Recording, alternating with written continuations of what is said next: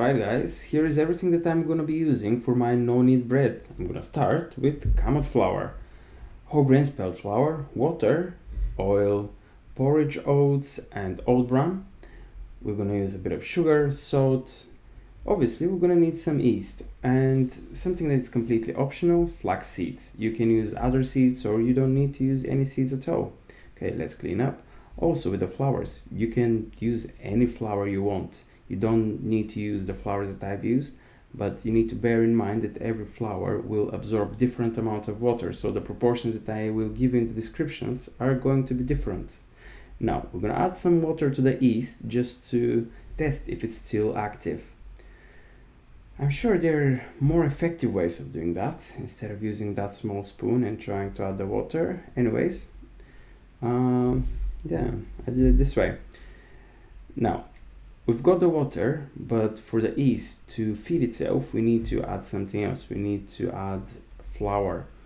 I'm gonna use the Wholegrain spelt flour instead of the Kamut flour, as the Kamut flour is very high on protein and fiber, and I'm not sure if that is gonna work. So we're gonna mix the flour in. And now, after we've mixed it, we're gonna just leave the yeast aside. Am I gonna be mixing it any longer? Oh, come on. Okay, so when I'm done mixing it, I'm gonna leave it aside for the yeast to try and rise. Rise, is that the correct word? Or to get activated? Okay, come on yeast, eat that flour. Okay, all right, let's leave it there. Now, we're not wasting anything. We're gonna clean the spoon in the water. It's yeast, anyway, it's gonna go there. Now we're gonna add a bit of oil. So I'm using avocado oil, and again, if you don't want to use avocado oil, you can use other oil.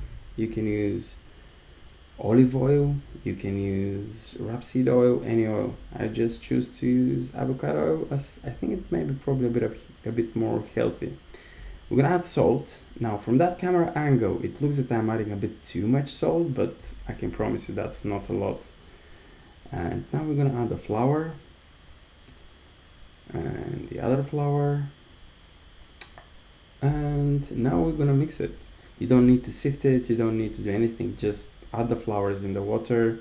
And now that's how the yeast looks. You see those little bubbles? That means that the yeast is active. It ate the flour. So we've added the yeast to the dough and now we've mixed it.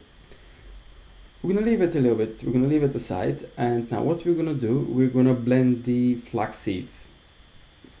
When the flax seeds are blended, they're easier to be absorbed by the body, so they're very high on omega-3, and that's how you can more effectively absorb those omega-3 whilst you're eating your homemade bread.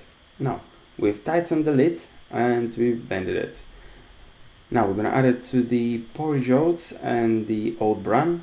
Okay, let's smack that. Smack it really, really hard. Okay, and now we're gonna add it to the porridge oats. Okay, we cannot add it without smacking one last time. And we've added the flax seeds to the porridge oats and the oat bran.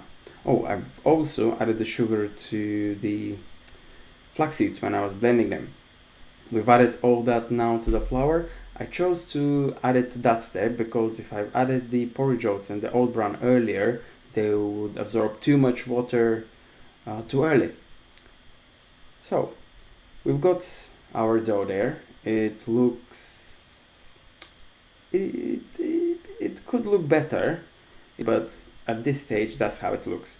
Now we're gonna cover it with a cling film, and there is 2 ways to make it. Now what I'm gonna do, I'm gonna leave it in the fridge I can leave it for up to 48 hours, but the other way to do it is just leave it on the countertop from 8 to 12 hours. Now I've left it for 48 hours and I've taken it out of the fridge now. What I'm gonna do, I'm gonna fold it, so I'm gonna grab from the bottom, fold it on top, and I'm gonna keep on doing that for a few minutes. And now you're gonna see our dough looks much better than what it did 48 hours ago. So that's how the dough looks. What we're gonna do now, well, you can see actually the little flax seeds there and probably some of the porridge oats. Now what we're gonna do, we're gonna cover it again with a cling film, and now I'm gonna leave it in my warm kitchen for up to 3 hours. Meanwhile, I'm gonna preheat the oven to 250 degrees, that's Celsius, and 10 minutes before I'm about to put the bread, I'm gonna put the pot that I'm gonna be baking the bread into preheat. I'm gonna now take the pot out, I'm gonna put some of the oil. Again, my choice is this oil. It doesn't really matter what oil you're gonna use. And we're gonna make sure the oil goes everywhere. Then we're gonna sprinkle some of the flour very gracefully, and we're gonna drop our bread in. I wish I had Dutch oven, it will be much better, but oh well, I don't have a Dutch oven, so that's why I'm using this pot. It's important to have pot with metal handles, not with the plastic ones or some type of handles that are gonna burn. Now, we've had our bread for 40 minutes inside the oven, and we're gonna remove the lid.